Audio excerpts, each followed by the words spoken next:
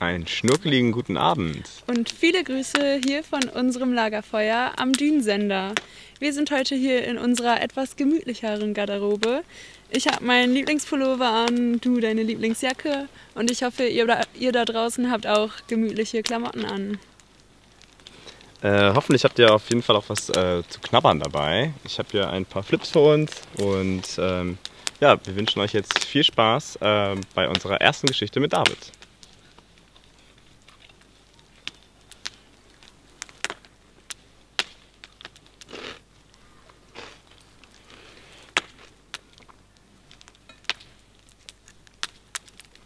Hallo, ich habe das Dünenbuch mitgebracht und da drin ist eine Geschichte, die ich euch jetzt vorlese.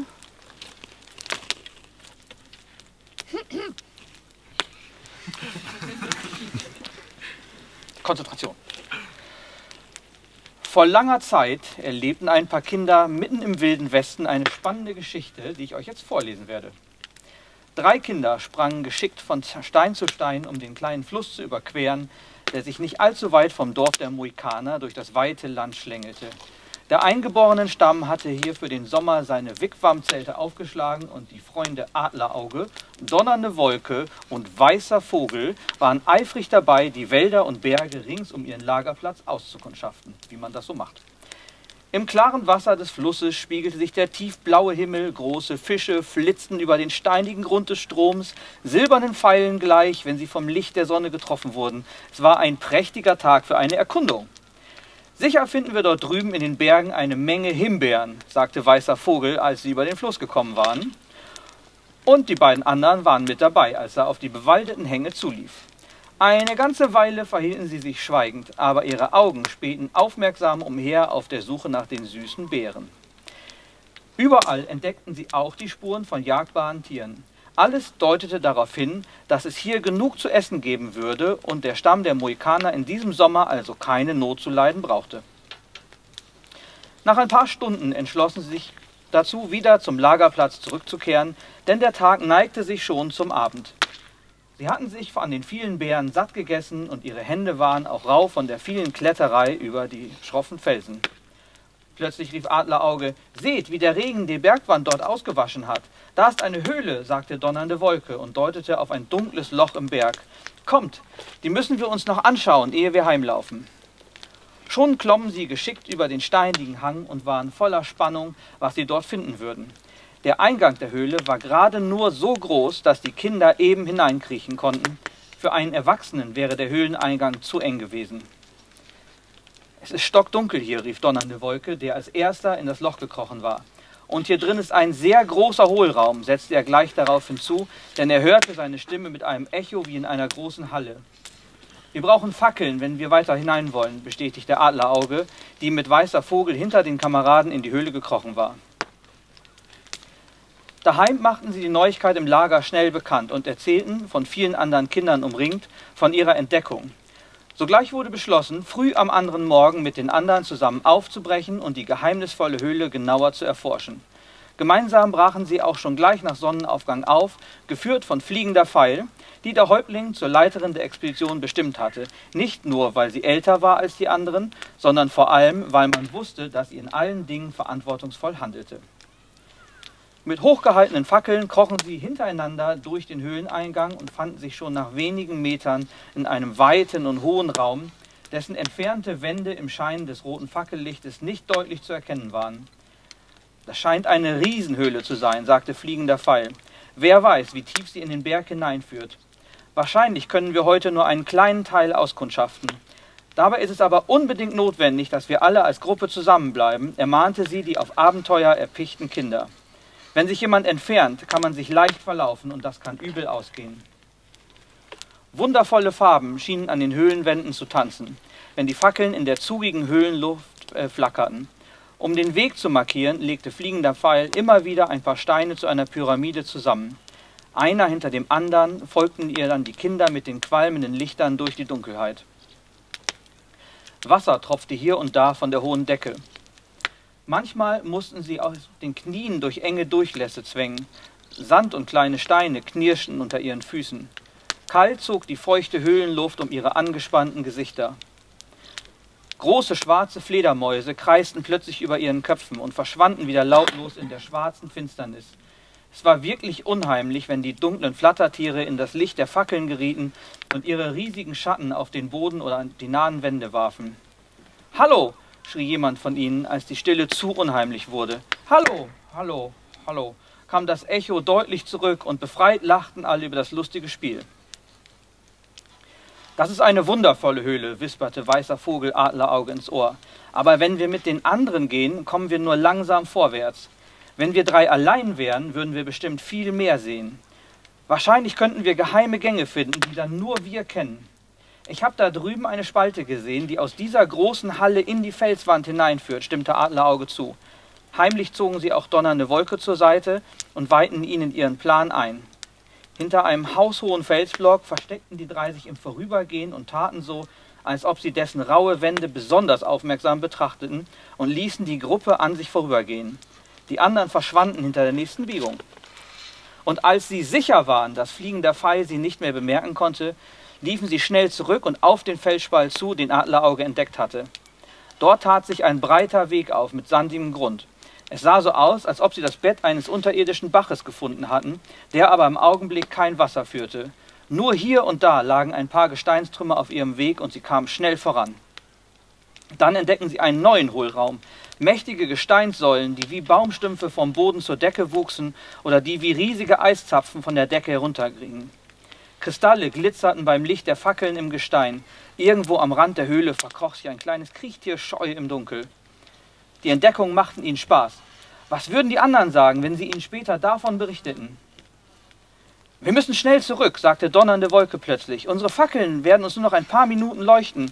Seht, wie tief sie schon heruntergebrannt sind.« Im Eifer hatte bisher keiner darauf geachtet.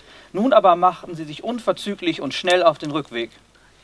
Als sie erst einen Teil des Weges zurückgelegt hatten, standen sie plötzlich vor einer Wand, in der sich vor ihnen 2 Spalten in den Felsen hinein auftaten.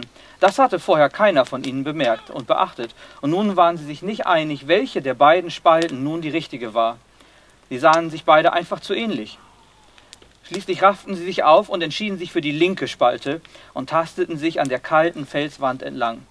Die Fackeln waren nun fast ganz heruntergebrannt, nur noch wenige Meter reichte das schwache Licht.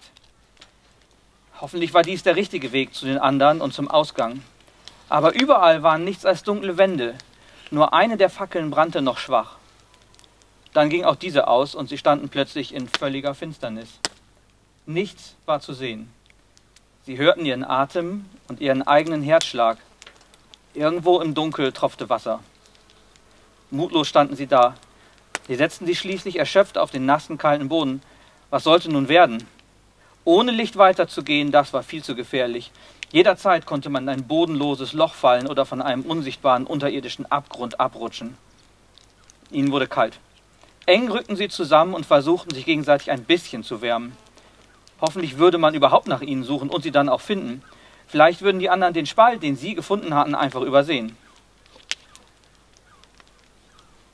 Wie lange sie schon so in der Dunkelheit gesessen hatten, das hätten sie hinterher selber nicht sagen können. Waren ein paar Stunden vergangen oder ein Tag oder sogar noch mehr Zeit? Schließlich hatten sie die Hoffnung schon aufgegeben, dass man sie je finden würde. Sie hielten sich gegenseitig an den Händen und versuchten so, sich gegenseitig ein bisschen Mut zu machen. Aber dann hörten sie auf einmal ganz leise Stimmen und sahen dann endlich auch die flackernden roten Lichter von ein paar Fackeln, in deren Schein fliegender Pfeil und die anderen bekannten Gesichter aus der Dunkelheit auftauchten. Gerettet. Geschichte fertig.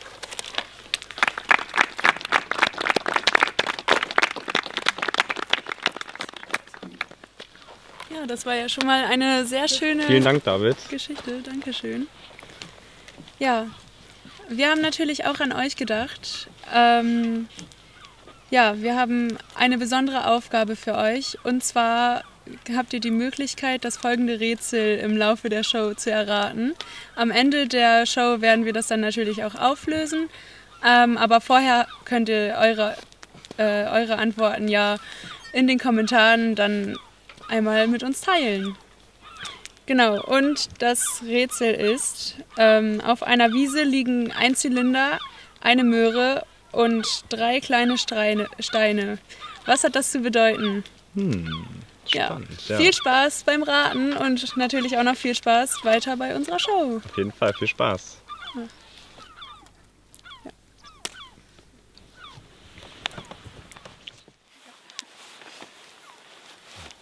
Hallöchen, wen haben wir Hallo, hier? ich bin Niklas und ja, ich bin hier neu, aber ich habe mich schon ganz gut eingefunden. Alles klar, und wie fandst du die Geschichte von David gerade? Also die Geschichte hat mir sehr gut gefallen. Also es war so eine schöne, entspannte Geschichte, um so einzusteigen. Und ich bin auch echt froh, dass die drei wagemutigen Menschen es noch da heil rausgeschafft haben aus der Höhle. Ja. Allerdings muss ich sagen, dass mir persönlich gruseligere Dinge besser gefallen. Also hoffe ich, dass wir im Laufe des Abends noch ein bisschen Gruselig, ja. was Gruseliges oder so zu hören bekommen. Also, Ja, das ist ein guter Stichpunkt. Ich glaube, da haben wir auch direkt was für dich.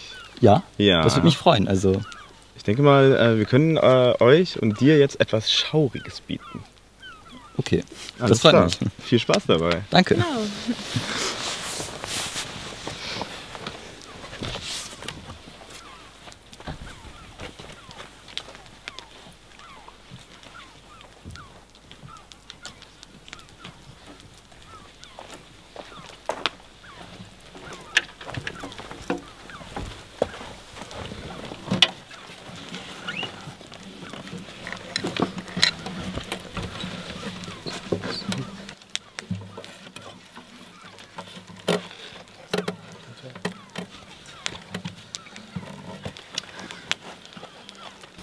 So, Freunde, es soll gruseliger werden, ist gerade gesagt worden.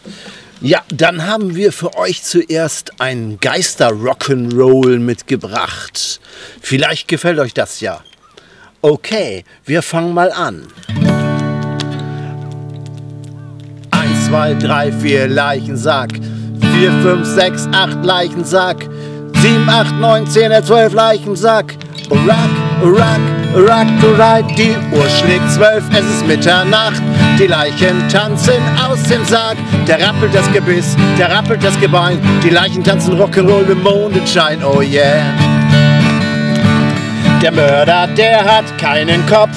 Er nimmt dazu nen Blumentopf. Ja, da rappelt das Gebiss, da rappelt das Gebein. Die Leichen tanzen Rock'n'Roll im Mondenschein, oh yeah. Graf Dracula ist auch schon da, er tanzt den neuen Cha-Cha-Cha. Der rappelt das Gebiss, der rappelt das Gebein, die Leichen tanzen Rock'n'Roll im Mondenschein, oh yeah. Der Frankenstein dort an der Wand reicht Dracula die Gummihand. Der rappelt das Gebiss, der rappelt das Gebein, die Leichen tanzen Rock'n'Roll im Mondenschein, oh yeah. Die Uhr schlägt 12, mit den Spuk ist aus. Die Geister gehen vergnügt nach Haus. Der rappelt das Gebiss, der rappelt das Gebein. Die Leichen tanzen Rock'n'Roll im Mondenschein, oh yeah. 1, 2, 3, 4 Leichensack. 4, 5, 6, 7, 8 Leichensack. 9, 10, 11, 12 Leichensack. Rock, gute Nacht.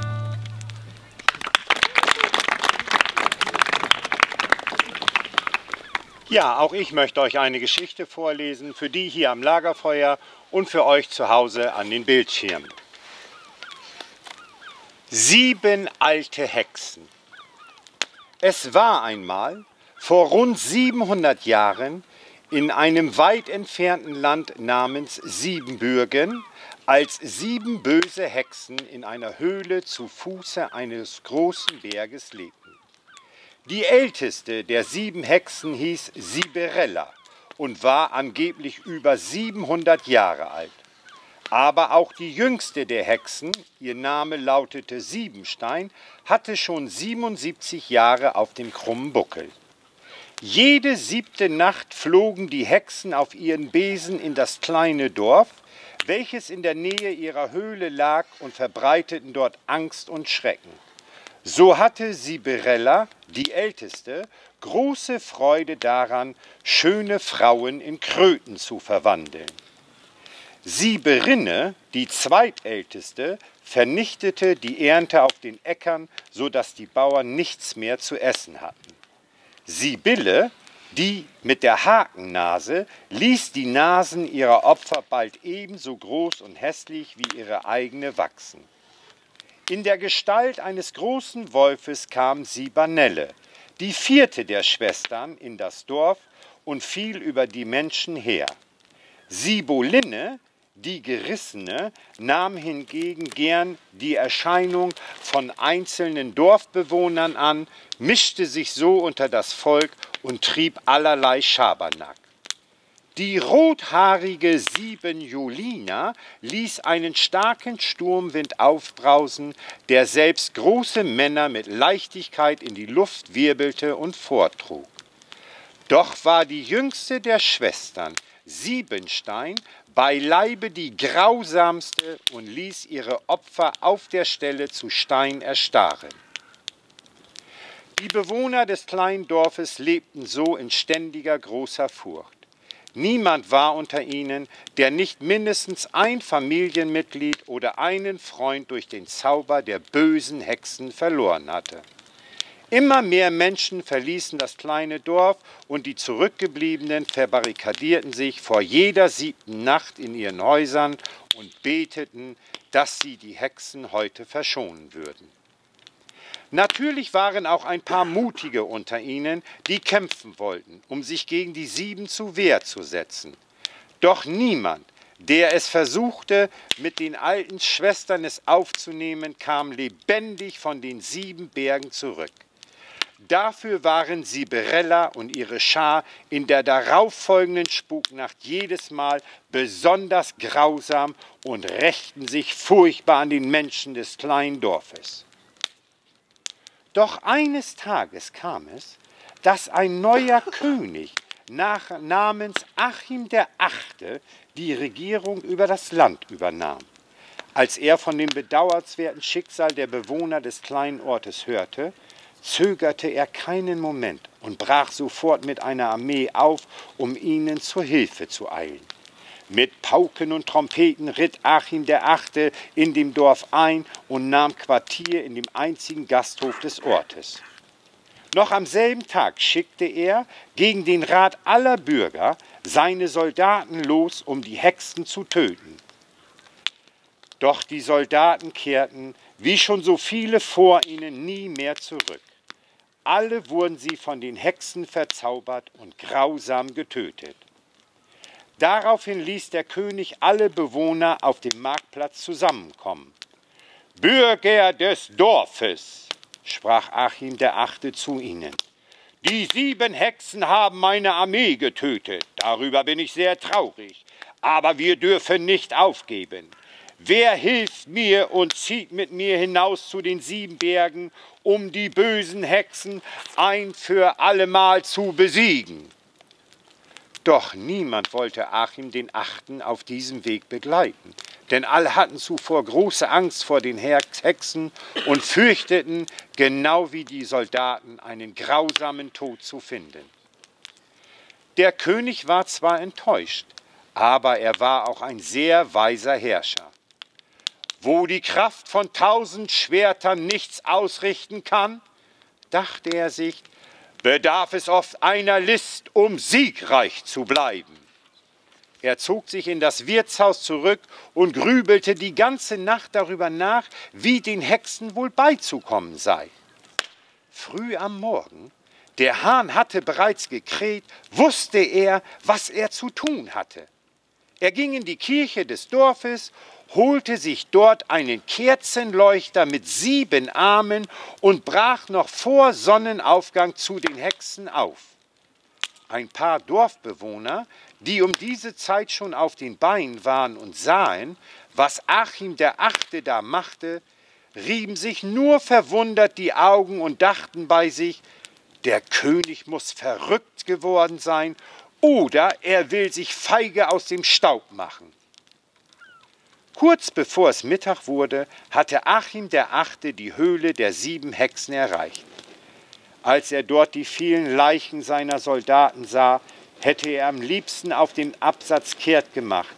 Aber schließlich war er der König der Könige und Könige, die laufen nicht davon. So nahm er allen Mut zusammen und rief, »Kommt raus, ihr Hexen!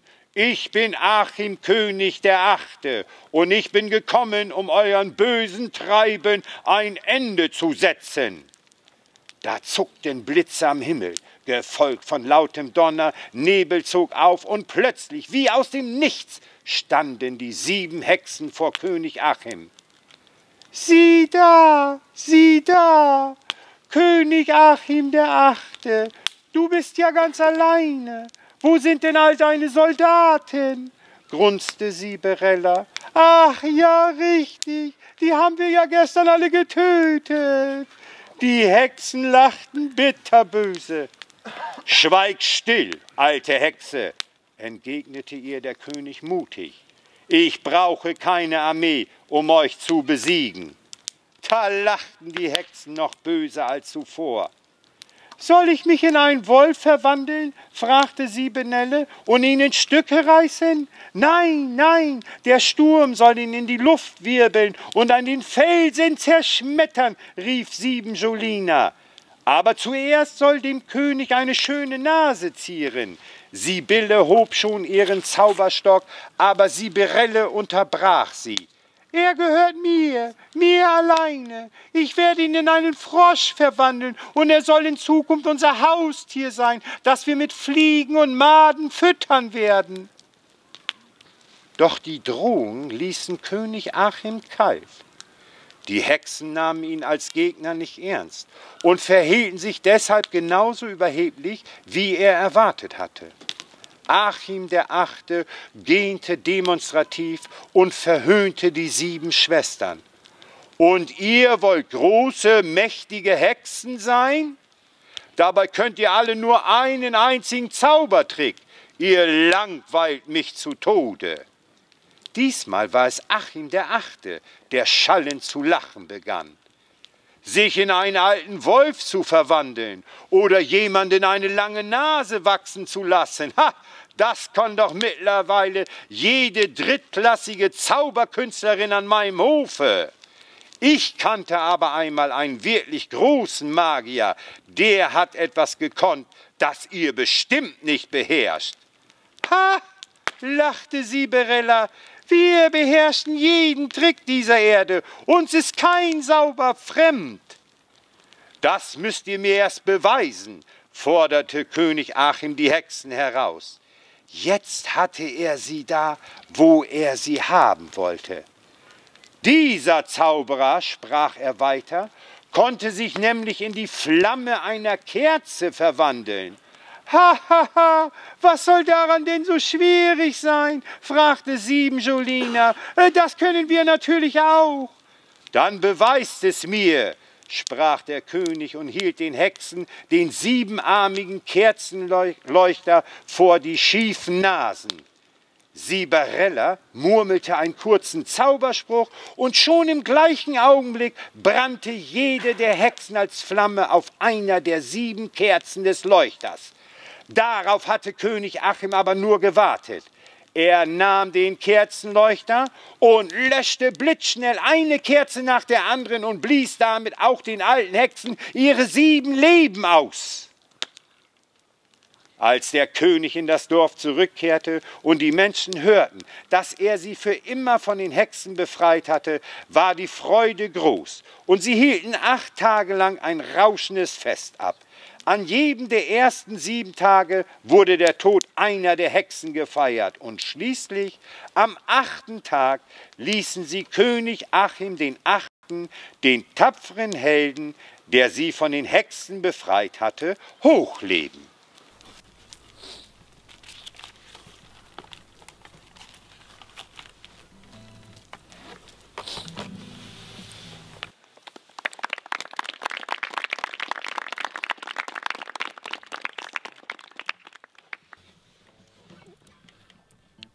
So, wir haben jetzt einen für euch zum Mitsingen. Hier am Lagerfeuer, Country Roads. Alle Stimmbänder geölt. Ja? Okay. Almost heaven, West Virginia, Blue Ridge Mountain, Shenandoah River. Life is older, older than the trees, younger than the mountain, roaring like the breeze. Country roads take me home to the place I belong. West Virginia, Mountain Mama, take me home. Country roads, all my memories got around her. Mindless lady, stranger to blue water. Dark and dusty, painted on the sky. Misty shakes of moonshine, teardrops in my eyes. Country roads, take me home to the place I belong. West Virginia, Mountain Mama, take me home. Country roads, I hear the voice in the morning now, she calls me. The radio reminds me of my home far away. Driving down the road again, I've gotta meet him. Should have been home yesterday, yesterday. Country roads, take me home to the place I belong. West Virginia, Mountain Mama, take me home. Country roads, country roads, take me home to the place I belong. West Virginia, Mountain Mama, take me home. Country roads, oh take me home. Country roads.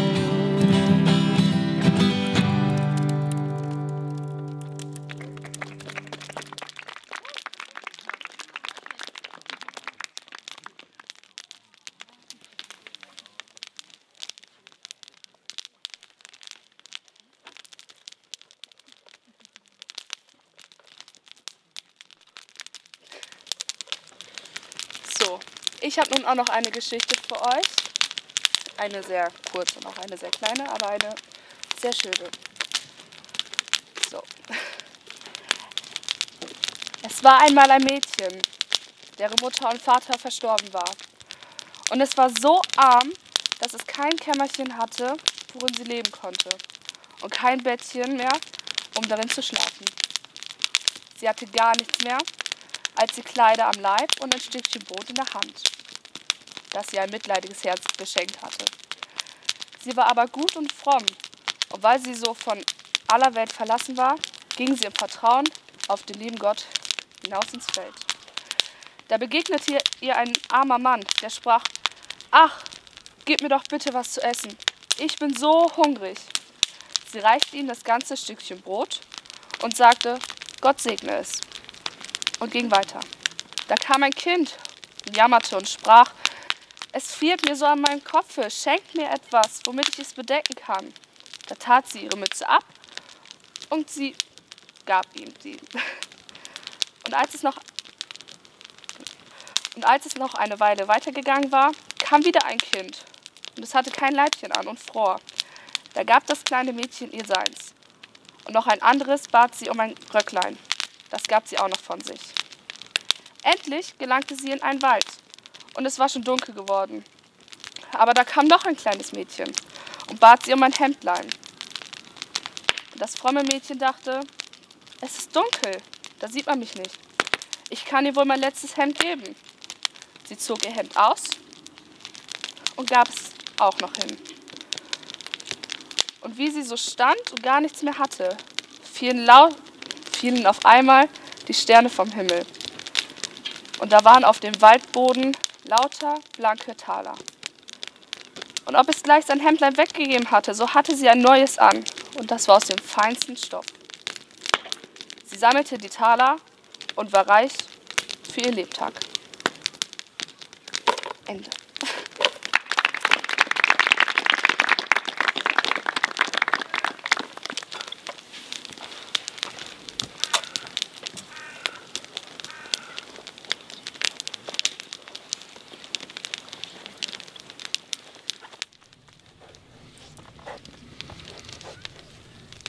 vielen, vielen Dank für diese tollen Geschichten und für diese tollen Lieder.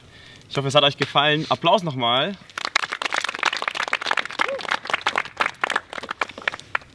Ja, und wie fandet ihr die Geschichten und die Lieder bis jetzt? Also mir hat der Abend bis jetzt sehr gut gefallen und auch die Geschichten waren alle richtig spannend. Ja, total. Ich fand es rappelt das Gebiss, Rappelgebein, das Leichenlied fand ich super.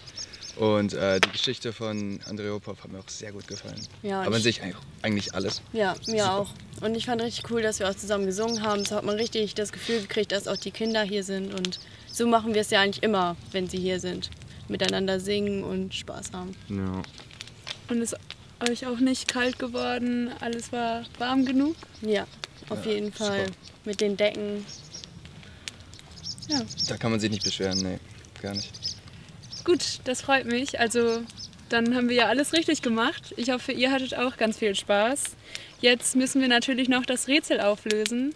Wahrscheinlich haben viele von euch es erraten können. Das hoffen wir zumindest. Auf jeden Fall, ja. Ja, es war einmal ein Schneemann, der aber leider geschmolzen ist. Aber seine Augen und sein Mund und die Nase sind übergeblieben.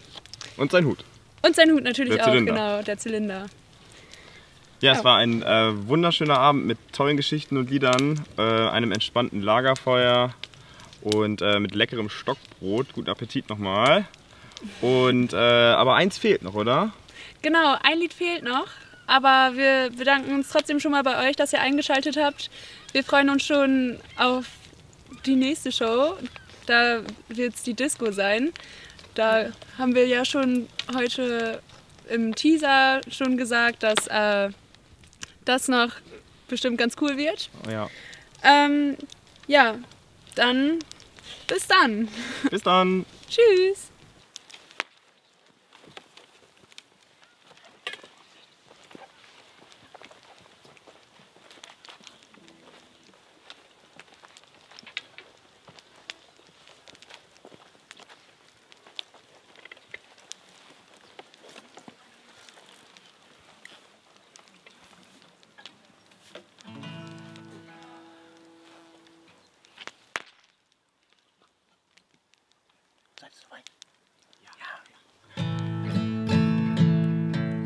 Wer hat an der Uhr gedreht?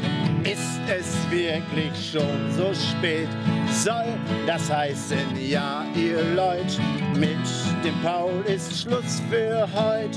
Paulchen, Paulchen, mach doch weiter, jagt das Männchen auf die Leiter, sagt und winselt ohne Wände, treibe Scherze ohne Ende, macht ja manchmal schlimme Sachen, die wir wir lachen, denn du bist, wir kennen dich, doch nur Farb und Pinselstrich. Wer hat an der Uhr gedreht? Ist es wirklich schon so spät? Stimmt es, dass es sein muss? Ist für heute wirklich Schluss? Genau. Zähne putzen, ab ins Bett, schalalala. Zähne putzen, ab ins Bett, schalalala. Zähne putzen, ab ins Bett, schalalala. Hey! Schalalala, Zähne putzen, ab ins Bett, schalalala. Hey! Zähne putzen, ab ins Bett, schalalala. Zähne putzen, ab ins Bett, schalalala. Hey! Zähne putzen, ab ins Bett, schalalala. Gute Nacht.